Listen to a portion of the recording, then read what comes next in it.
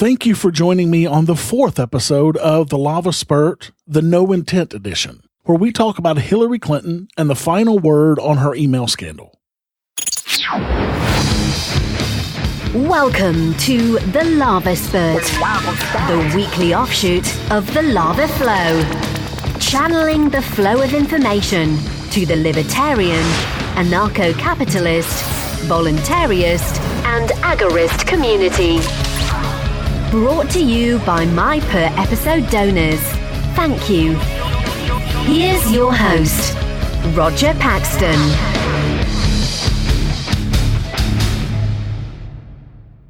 As you're all aware, former Senator, former Secretary of State, and current Democratic nominee for President Hillary Clinton has some skeletons in her closet.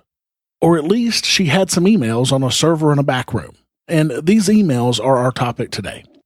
Quote, Hillary Clinton checked every box required for a felony violation of Section 793F of the Federal Penal Code Title 18.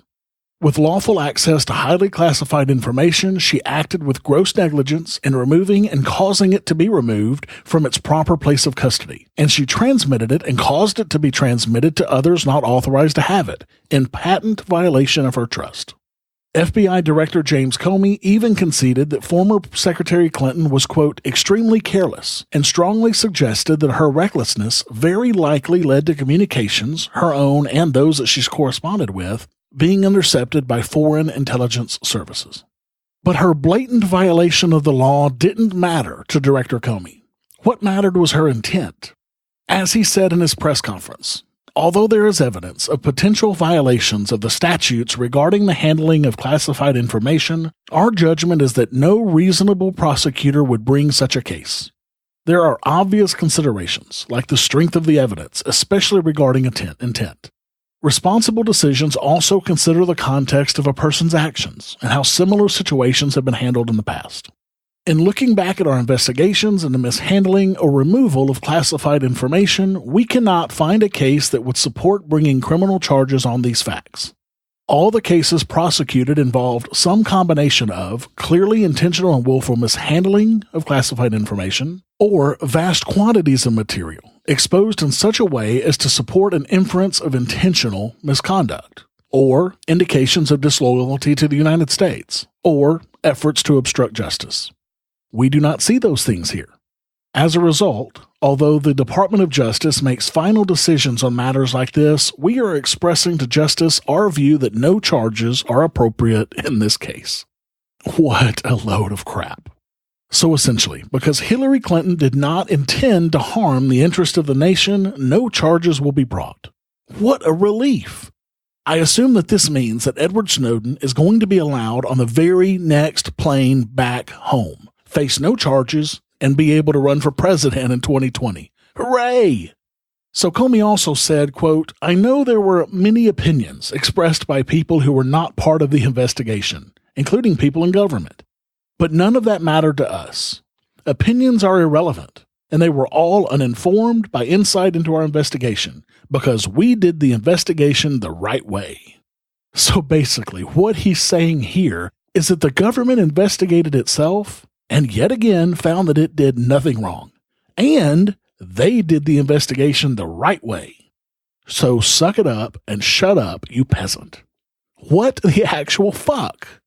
As Tom Knapp said in his blog at napster.blogspot.com, quote, if I shoot you in the head, the prosecutor isn't going to ask whether or not I read revised statute BR 549, criminal homicide, and said to myself, hey, I really like violating laws. I think I'll violate that one today.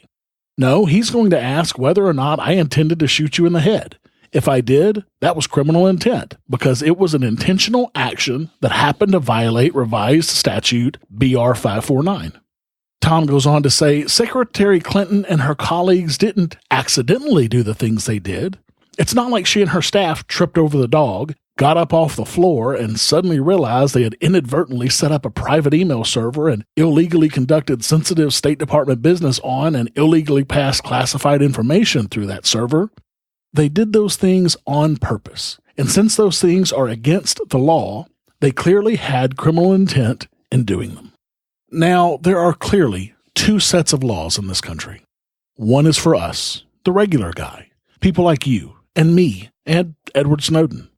Then there's a set of laws for the ruling class, for people like Hillary Clinton.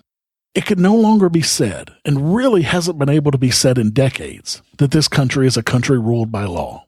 It is ruled by the rulers, and they can break the rules as they see fit. All they have to do is redefine the law willy-nilly, such as in this case. The law clearly does not apply to our rulers anymore, and it is very appropriate that this ruling came out the day after we celebrated our independence from Britain. In the document that the colonists wrote to tell King George that they were no longer under his rule, it listed several reasons for this breakup. Among those reasons was, quote, for protecting them by a mock trial from punishment for any murders which they should commit on the inhabitants of these states. While Clinton didn't commit any murders, the intent here is clear. The rulers of the colonies did not have to abide by the same laws as the colonists.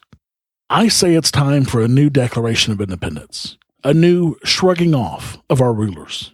But this time, I say we replace our rulers with nothing. Until next time, keep striking the root. Thank you for listening to The Lava Flow at thelavaflow.com. Don't miss an episode. Subscribe now at thelavaflow.com/subscribe. This has been a Pax Libertas Productions podcast.